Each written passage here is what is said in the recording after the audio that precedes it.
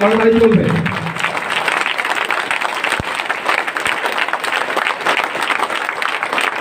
যে আমরা এবার মূল প্রোগ্রামে যাচ্ছি এবং আমি স্যারকে রিকোয়েস্ট করবো আজকের প্রোগ্রামে আলোচনা শুরু করতে। Good morning. অসংখ্য ধন্যবাদ যে প্রেস্টিজিয়ান এক জায়গায় জড়ো হয়েছে, সেটাও আজকের মতন একটা মহান দিনে, বিজয় দিবসে। তো আপনাদের সবাইকে বিজয় দিবসের শুভেচ্ছা। হ্যাঁ, আমি একটু অসুস্থ আছি, এই কারণে এই যে চেয়ার রাখতে বলেছিলাম, কিন্তু আপনাদের দেখে মনে হচ্ছে আমার অসুস্থতা অনেকটা কেটে যাচ্ছে, কারণ আপনারা আমরা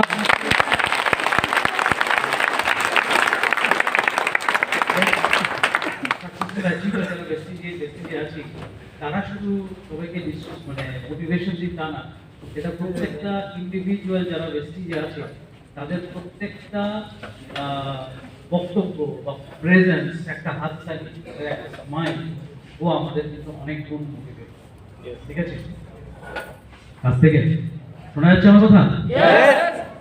ওকে, এখানে কতজন আছেন যারা আমাকে ফার্স্ট টাইম দেখছেন? একটু হাত তুলুন। একজন লোক আমরা প্রথমবার দেখছেন। ওকে, সো যারা প্রথমবার দেখছেন তাদের কাছে তাদেরকে আমার পরিচয়টা দিই। আমি হিরক রাজদত্ত, আমি ইন্ডিয়াতে থাকি। আমি প্রেস্টিজের সঙ্গে যুক্ত আছি লাস্ট 10 ইয়ার্স, 10 বছর। এই 10 বছরে আমি যদিও ডিরেক্ট সেলিং এর সঙ্গে আমার সম্পর্ক প্রায় 25 বছরের। যখন আমি ফাইনাল ইয়ার স্টুডেন্ট ছিলাম, গ্র্যাজুয়েশন কমপ্লিট করছিলাম, তখন থেকেই আমি ডিরেক্ট সেলিং এর সঙ্গে যুক্ত। এবং 13 বছর অন্যান্য 13-14 বছরের মতো অন্য কোম্পানির সঙ্গে কাজ করার পর আমি সিদ্ধান্ত নিই যে আমি সঙ্গে জুড়বো, কারণ প্রেস্টিজের রেকর্ডস, প্রেস্টিজের কাজ করার পদ্ধতি সব কিছু আমাকে মুগ্ধ করেছিল, প্রেস্টিজের অ্যাচিভমেন্ট আমাকে মুগ্ধ করেছিল। সে কারণে প্রেস্টিজের সঙ্গে আমার পথ চলা শুরু।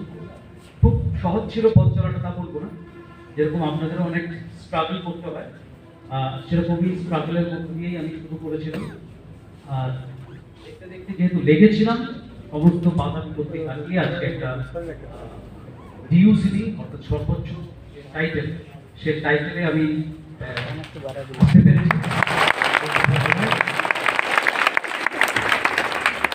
শুধু তাই নয়, আমাকে একজন বিজনেসম্যান হতে, সাধারণত আমরা বিবিএ এমবিএ কোর্স করি কি জন্য?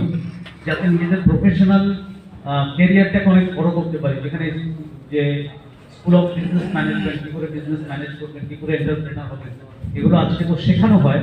কিন্তু আমার মনে হচ্ছে ডিরেক্ট সেলিং বা নেটওয়ার্ক মার্কেটিং এমন একটা ইন্ডাস্ট্রি যেখানে